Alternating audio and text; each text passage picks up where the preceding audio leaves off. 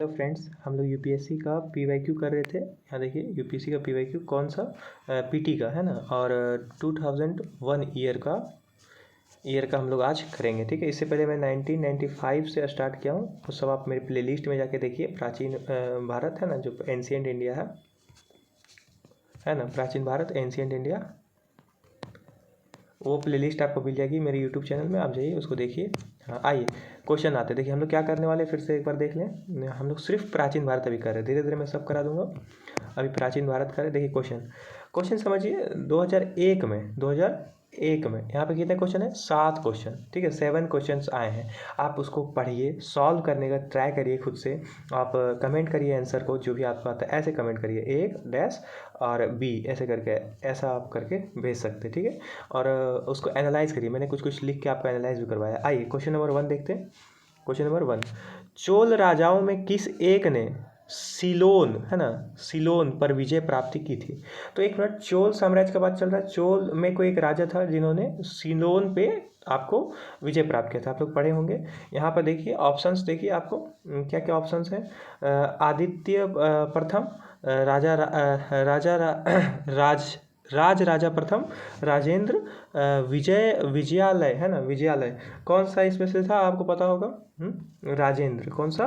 राजेंद्र है ना। राजेंद्र जो थे, इन्होंने, चोल के राजा थे ये, और इन्होंने क्या किया था? सिलोन पर विजय प्राप्ति की थी। ठीक है, तो कौन? राजेंद्र। ठीक है, थोड़ा सा एनालाइज देख लेते हैं। चोल राजा, यहाँ देखिए, चोल राजाओं में से एक, मैं फिर बोल रहा हूँ कि आप कॉपी लेके बैठिए और इन सब चीज़ों को लिखिए, कुछ कुछ चीज़ों को। ठीक है, यहाँ पर देखिए, चोल राजाओं में एक ने सिलोन पर विजय प्राप्त की थी, वो थे राजेंद्र। ये आप समझ गए। राजा राजा राज है ना, राजा राज है ना, राज राजा है ना, सॉरी, राज राजा होगा। देखिए, राज राजा है ना, राज राजा प्रथम जो है, एक गलत लिखा हुआ है,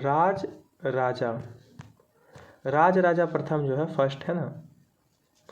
इनके बारे में डैश देके आप लिखिए कुछ कुछ फैक्ट्स। देखिए, श्रीलंका के शासक है ना, एक मिनट, श्रीलंका के शासक महेंद्र पंचम पर आक्रमण किया था इन्होंने। राजा जो थे, इन्होंने श्रीलंका के शासक महेंद्र पंचम पर आक्रमण किया था, और क्या क्या नष्ट कर दिया था उनको? ये उनकी राजधानी अनुराधापुरम जो था, किनकी राजधानी? श्रीलंका के नरेश महेंद्र पंचम की। इनको नष्ट कर दिया था, इनकी राजधानी को। और जीते गए प्रदेश का नाम क्या रख दिया था? ये सब प्रदेश का, ये सब जो कीवर्ड्स है, सब आपको याद रखना है। ठीक है, मुक्ति चोल मंडलम। ठीक है, ये इन्होंने ये रखा था, नई राजधानी। और जब राजधानी को ध्वस्त कर दिया गया, नष्ट कर दिया गया, तो नई राजधानी का निर्माण क्या हुआ? नई राजधानी का नाम रहा पोलोन रुवा। ठीक है, आपको ये सब याद रखना है। पोलोन रुवा किससे संबंधित है? ऐसे आप याद रखिए, सिर्फ पोलोन रुवा राजधानी, और किसका? श्रीलंका का आपको याद रखना। पोलोन रुवा का नया नाम क्या पड़ गया? ये देखिए, पोलोन रुवा जो राजधानी बनी, उसका नया नाम क्या पड़ गया? जगन्नाथ मंडलम। ठीक है, और एक बात गाइस, जब आप पढ़ रहे होंगे, तो कभी भी कहीं भी पढ़ रहे होंगे, तो आदित्य प्रथम के बारे में जब भी आपने पढ़ा होगा, है ना, विद्यालय के बारे में जब भी आप पढ़ें, तो उसको ध्यान से थोड़ा पढ़िए, क्योंकि ये यूपीएससी का और भी ऑप्शंस में इनको किया गया है। क्वेश्चन नंबर 2, निम्नलिखित युग्मों में से कौन सा एक सही सुमेल है? ठीक है, तो यहाँ पर आप देखिए 4 ऑप्शंस हैं, इसके सामने ऐसे करके सुमेल किया गया है। इसमें से कौन सा सही है? यहाँ देखिए, सही, कभी कभी गलत भी पूछता है। यहाँ देखिए, सही पूछा है, हड़प्पा सभ्यता का चित्रित धूसर मृतभांड। ठीक है, कौन सा सही बताइए, ये सही है क्या? हाँ, ये नहीं होगा। कुषाण गांधार शैली, क्या लगता है आपको? इसके बारे में बताइए, कमेंट करिए। मुगल जो है, अजंता चित्रकारी मुगल का था? नहीं, बिल्कुल नहीं। मराठा से क्या पहाड़ी चित्र शैली मिला? नहीं। ये अभी मैं फिर से एक बार बता दूं आपको, इसका आंसर होगा, पहले सुन लीजिए, इसका आंसर होगा कुषाण। ठीक है, कुषाण और गांधार शैली बी। ठीक है, ये आप नोट करिए। और मैं एक बात बता देता हूँ कि जो भी आप किताबें पढ़ रहे हैं, ठीक है, उसको आप अच्छे से पढ़िए यूपीएससी पॉइंट ऑफ व्यू से। ठीक है, आगे चलते देखते हैं, इसका एनालाइज देखते थोड़ा। हाँ, फिर से एक चीज़ और मैं बताना चाहता था, ये कि आर्ट एंड कल्चर का आपको 2011 तक 1995 से 2011 तक, ये वाला आपको इसी में मिलेगा। ठीक है, हिस्ट्री एंशियंट इंडिया का भी मिलेगा आपको, और आर्ट एंड कल्चर का भी मिलेगा दोनों। 2011 के बाद मैंने उसको अलग किया हुआ है। ठीक है, अलग किया हुआ, दोनों में अलग प्लेलिस्ट उसको बना दूंगा। यहाँ देखिए, कुषाण क्या है? गांधार शैली से संबंधित। एक मिनट, क्या है? कुषाण गांधार शैली से संबंधित है। हड़प्पा सभ्यता क्या है? काले रंग की आकृतियों से चित्रित लाल मृत भांड। ठीक है, अलग था वहाँ पे, यहाँ पे है लाल मृत भांड। ठीक है, ऑप्शंस को देखिए, एनालाइज करिए। वैदिक काल जो है में कुम्हार 4 प्रकार के बर्तन बनाते थे। वैदिक काल में 4 प्रकार के बर्तन थे, लाल भांड, काले भांड, चित्रित धूसर, और फिर आपका चित्रित धूसर मृत भांड, और काले व लाल मृत भांड। समझ रहे आप? आगे देखिए, मौर्य काल से संबंधित क्या है एक और, मौर्य काल से उत्तरी काले एवं चमकीले मृतभांड एवं धूसर और लाल मृतभांड जो है ये किससे संबंधित है, मौर्य काल से संबंधित है। ठीक है, ये सब आप लिखते चलिए, नोट करते चलिए। महाराष्ट्र प्रांत के औरंगाबाद जिले में स्थित अजंता की गुफाएं। अजंता की गुफाओं के बारे में आपने सुना है, ये कहाँ है, महाराष्ट्र में। कहाँ पे, औरंगाबाद जिले में स्थित है। ठीक है, ये चीज़ें यानी अगर कोई महाराष्ट्र के हैं तो वहाँ पे वो जाएँ, उसको देखें, एक्सप्लोर करें। ये चीज़ें हमारे संस्कृति से जुड़ी हुई है, तो इसको आपको जितना आप नज़दीक से देखेंगे उतना ज़्यादा उसको आप समझ पाएंगे। ठीक है, और है ना, फिर से देखिए, महाराष्ट्र प्रांत के औरंगाबाद जिले में स्थित अजंता की गुफाओं में प्राप्त चित्र गुप्तकालीन चित्रों के उत्तम उदाहरण है। तो गुप्तकालीन चित्र हैं यहाँ पे। ठीक है, अजंता की। ठीक है, इसके बारे में और डिटेल बताऊंगा बाद में। ठीक है, अभी देखिए क्वेश्चन नंबर 3। ठीक, बहुत कम क्वेश्चन है गाइस, बहुत कम, 7 क्वेश्चन। देखिए कैसे कैसे पैटर्न हो रहा है, अप डाउन क्वेश्चन पूछा जा रहा है। क्वेश्चन का पैटर्न देखिए कि कैसे यूपीएससी ने नए नए पैटर्न्स लाए। शुरू में फैक्चुअल पूछा, फिर आपको कथन 1 कथन 2 को मिलाने वाला कहा गया कि कौन सा रिलेट है या नहीं दोनों आपस में।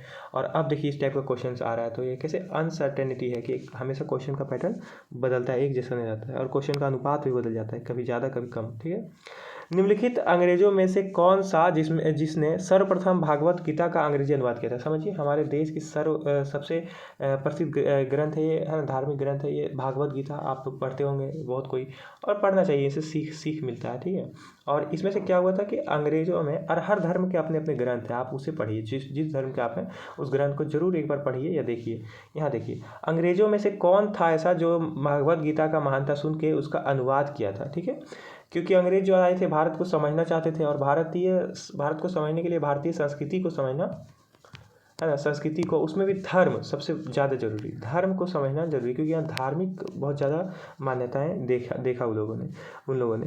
तो यहाँ देखिए, अंग्रेजी में अनुवाद किसने किया था, विलियम जेम्स ने किया था, चार्ल्स विलियम्स ने किया था, या अलेक्जेंडर कनिंघम ने किया था, या जॉन मार्शल ने किया था। ठीक है, ये आपको मॉडर्न इंडिया का में आपको पढ़ने को मिलेगा, लेकिन ये प्राचीन भारत का इसलिए क्योंकि भागवत गीता ये चीज़ है आपको प्राचीन भारत में है। ठीक है, ये प्राचीन भारत का ये असल है। देखिए इसको 3 क्वेश्चन और क्या आएगा इसका आंसर, विलियम, देखिए यहाँ पर 1 मिनट, चार्ल्स विलिंगटन्स, है ना, चार्ल्स विलिंगटन्स। इसका एनसीईआरटी में प्योर दिया हुआ है ये। ठीक है ना, एनसीईआरटी में दिया हुआ है, ये प्योर दिया हुआ है, एकदम सेम एज इट दिया हुआ है, एकदम वहीं से उठाया गया क्वेश्चन। यहाँ देखिए कुछ एक्सप्लेनेशन दीजिए। वे अंग्रेज जो सर्वप्रथम भागवत गीता का अंग्रेजी में अनुवाद किया था वो कौन था, चार्ल्स विलिंगटन्स। कब किया था, 1995 में चार्ल्स विलिंगटन्स ने अंग्रेजी अनुवाद किया था, 1985 में। ठीक है, 1985 में। ठीक है, आप इसको नोट करिए, 1985 में। देखिए आधुनिक भारत से कैसे रिलेट किया हुआ है ये चीज़ें, और ये आपको चला गया है प्राचीन भारत में। ये सब यूपीएससी का ये पूरा ट्रेंड है, समझिए। विलियम जेम्स के बारे में आप समझिए, विलियम जेम्स के बारे में, ये अभिज्ञानसा कुतुम्बलम, है ना, ये जो है, ये जो ग्रंथ था ये इसका अंग्रेजी में अनुवाद किया गया था। कब किया था, 1789 में। ठीक है, अभिज्ञान शाकुंतलम। ठीक है, अभिज्ञान शाकुंतलम, इसके बारे में हम लोग पढ़ते हैं बहुत ज़्यादा, अभिज्ञान शाकुंतलम। अगर आपको राइटिंग समझने में दिक्कत हो रही है इसकी, तो मुझे बताइएगा, मुझे ये सब मैं ये आपको प्रिंटेड भी कर सकता हूँ। ठीक है, नोट्स फॉर्म में इसलिए पढ़ा रहा हूँ क्योंकि आपको आखिरकार आपको नोट्स बनाने हैं अपने हाथों से, हैंड रिटेन नोट्स। तो आपको सिखा रहा हूँ कि कैसे नोट्स बनाते हैं असल में। ठीक है, तो आप ये आपको फ़ायदा होगा। यहाँ देखिए, अलेक्जेंडर कनिंघम और जॉन मार्शल के बारे में आप जब पढ़ते हैं तो वहाँ पर थोड़ा सा आप ध्यान रखिए इन चीज़ों को। यहाँ देखिए, कश्मीर, है ना, क्वेश्चन नंबर 4, कश्मीर में कनिष्क के शासनकाल में जो बौद्ध संगीति आयोजित हुई थी उसकी अध्यक्षता निम्नलिखित में से कौन किया था। तो बौद्ध साहित्य का क्या हुआ था, एक बार बता देता हूँ आपको। कनिष्क के शासनकाल में पूछा गया है, बौद्ध संगीति हुई थी, कितनी बार हुई थी ये सब आपको पढ़ना है, बौद्ध धर्म में। ठीक है, मैं यहाँ थोड़ा सा एक्सप्लेनेशन दूंगा। पार्सव ने की थी, नागार्जुन ने की थी, शूद्रक ने की थी, वसुमित्र ने की थी। क्या लगता है आपको, क्वेश्चन नंबर 4 का वसुमित्र, कौन, वसुमित्र, आप समझ रहे हैं, क्वेश्चन नंबर 4 का वसुमित्र ने किया था। ठीक है, ऑप्शन डी। आइए देखते हैं इसका एक्सप्लेनेशन थोड़ा सा। कश्मीर में कनिष्क के शासनकाल में जो बौद्ध संगति आयोजित हुई थी उसका अध्यक्षता वसुमित्र ने किया था, ये आप समझ गए। अब यहाँ देखिए, चौथी बौद्ध संगति, ठीक है, पहली, दूसरी और तीसरी के बारे में भी आपको पढ़ना है। यहाँ चौथी बौद्ध संहिता क्या कब हुआ था, यहाँ देखिए चौथी बौद्ध संहिता पहली शताब्दी ईसा पूर्व कश्मीर में कुंडल वन में, है ना। अध्यक्ष कौन थे, वसुमित्र थे। उपाध्यक्ष कौन थे, अश्वघोष थे। समझ रहे हैं आप, ये सब चीज़ों को आपको नोट करना है। यहाँ देखिए पार्स की सलाह पर कनिष्क द्वारा हीनयान एवं महायान में विभाजन हो गया। बौद्ध संप्रदाय जो है, बौद्ध संप्रदाय एक हीनयान में बट गया और एक महायान में बट गया, ठीक है। ऐसे करके आप समझ सकते हैं। उसके बाद देखिए विभाषा शास्त्र जो है ये 3 पिटकों है ना, तीनों पिटकों पर तीनों टीकाओं का संकलन है, ठीक है। ये बौद्ध धर्म से संबंधित है। इनके आप पिटकों को पढ़े होंगे, त्रिपिटक आप पढ़े होंगे, उसी का संकलन है, ठीक है। महाविभाषा जो है के रूप के है ना, महाविभाषा के रूप में अस्थावीरवादियों के सिद्धांत का संकलन महाविभाषा के रूप में हुआ है। ये सब आप समझिए, दोनों को याद रखिए। महाविभाषा का क्या संबंध है इससे, बहुत सारे संबंध है, बस इतना आप जानिए। इस सभा की कार्यवाही जो है, इस सभा की कार्यवाही पाली के है ना, पाली के स्थान पर संस्कृत में हुई थी, है ना। पाली के जगह पे वहाँ पे इसलिए क्या, बहुत संप्रदाय में बहुत सारी चीज़ों को संस्कृत में नहीं मिलते, आप पाली भाषा में मिलते हैं। और ये क्या है, ये संस्कृत में क्या है, ये अपवाद है। ये क्या है, अपवाद, कि सभी पाली में मिल रहा है और ये संस्कृत में मिल रहा है। तो आपको ये सब याद रखना है, ठीक है, क्योंकि इस टाइप का क्वेश्चन बन सकता है। यहाँ देखिए क्वेश्चन नंबर 5, निम्नलिखित शहरों में से किस में लिंगराज मंदिर अवस्थित है। एक मंदिर है बहुत फेमस है, आर्ट एंड कल्चर का पार्ट है। देखिए लिंगराज मंदिर, ठीक है, ये कहाँ पे है, भुवनेश्वर में है, कोलकाता में है, बीजापुर में है, या श्रवणबेलगोला में है। आप एक बात बताइए, ये क्वेश्चन जो है ये प्रैक्टिकल है ना, ये आपको, आप जिस क्षेत्र के हैं अगर आप जानते हैं तो आप उसको बताइए, ठीक है। आइए यहाँ पे क्वेश्चन नंबर 5 है ना, क्वेश्चन नंबर 5 का क्या हो जाएगा, भुवनेश्वर हो जाएगा। क्या हो जाएगा, भुवनेश्वर। याद दीजिए भुवनेश्वर है इसका आंसर, ऑप्शन ए, ठीक है। थोड़ा सा एक्सप्लेनेशन देख लीजिए। एक शहर जिसमें लिंगराज मंदिर अवस्थित है वो कौन सा है, भुवनेश्वर है। ये आप समझ गए एक चीज़। लिंगराज मंदिर जो है सो 11वीं शताब्दी में बना है, ठीक है। कोणार्क मंदिर कब बना है, 13वीं शताब्दी से संबंधित है, ठीक है। लिंगराज मंदिर का निर्माण जो है भुवनेश्वर में पूर्वी गंगा शासक द्वारा हुआ था, ठीक है, पूर्वी गंगा शासक द्वारा निर्माण। सूर्य मंदिर जो कोणार्क के नाम से जाना जाता है का निर्माण कौन किए थे, नरसिंह प्रथम ने, एक मिनट, नरसिंह प्रथम ने किए थे, ठीक है। उड़ीसा में मंदिर है, ये दोनों मंदिर उड़ीसा में है। नागर शैली की एक विशेषता है ये उड़ीसा में। बीजापुर, कोलकाता और श्रवणबेलगोला की जो संस्कृतियां हैं उसको भी आपको ध्यान में रखना है जब भी आप पढ़ें, तो इन क्षेत्रों की संस्कृतियों को आपको अच्छे से ध्यान रखना है। क्वेश्चन नंबर 6 देखिए, अब लास्ट क्वेश्चन है ना, 7 क्वेश्चन है, तो 6 एक देखिए, निम्नलिखित पशुओं में से किस एक का हड़प्पा संस्कृति में मिली मोहरों और टेराकोटा कलाकृतियों में निरूपण नहीं हुआ है, रिप्रेजेंटेशन है ना, रिप्रेजेंटेशन नहीं हुआ है। कौन सा पूछ रहा है, निम्नलिखित पशुओं में से किसका हड़प्पा संस्कृति में मिली मोहरों और कलाकृतियों में निरूपण नहीं हुआ है। एक बात बताइए, हमें कैसे पता चलता है कि हड़प्पा सभ्यता में, हड़प्पा संस्कृति में कौन कौन से जानवर थे, वहाँ मिले गए साक्ष्यों के आधार पर। तो वहाँ पर जो मुहर और टेराकोटा की कलाकृतियाँ हैं, टेराकोटा मिट्टी की बनी मूर्तियाँ, टेराकोटा बोला जाता है, ठीक है। और उसमें जो मुहरें हैं, उसमें जो कलाकृतियाँ बनी हुई है, उसमें क्या क्या बना है, यहाँ पर ध्यान दीजिए। क्या नहीं, जो नहीं बना है उसका साक्ष्य नहीं मिला है। गाय, गेंडा, हाथी, बाघ, बताइए।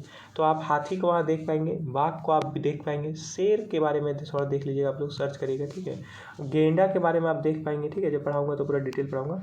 गाय के बारे में क्या देख पाते हैं, क्या आपने पढ़ा है, तो देखिए यहाँ पर क्वेश्चन नंबर 6 का आंसर गाय होगा। क्या होगा, गाय। इसकी मूर्ति, इसकी नहीं मिली है, ना मूर्ति मिली है और ना ही कोई भी टेराकोटा की कलाकृतियाँ मिली। टेराकोटा कलाकृति आप समझ गए, इसको मैं आर्ट एंड कल्चर में समझाऊंगा, लेकिन मिट्टी की बनी मूर्तियाँ आप ये समझिए। हड़प्पा संस्कृति में थोड़ा सा एक्सप्लेनेशन है। हड़प्पा संस्कृति में मिली मुहरों और टेराकोटा की कलाकृतियों में निरूपण नहीं किया गया, किसका, गाय का नहीं किया गया, ये आप समझ गए, ठीक है। क्वेश्चन नंबर 7 लास्ट क्वेश्चन है, देखिए इसको। देखिए जो इससे पहले वाले ईयर थे उसमें आया था, ये बहुत ज़्यादा इस टाइप का क्वेश्चन आ रहा था कि कथन ए और आर को मिलाइए और बताइए कि व्याख्या करता है कि नहीं। वही क्वेश्चन आज एक क्वेश्चन आया, पिछला बार कितना था, बहुत सारे क्वेश्चन, लगभग 50% क्वेश्चन ऐसे ही थे।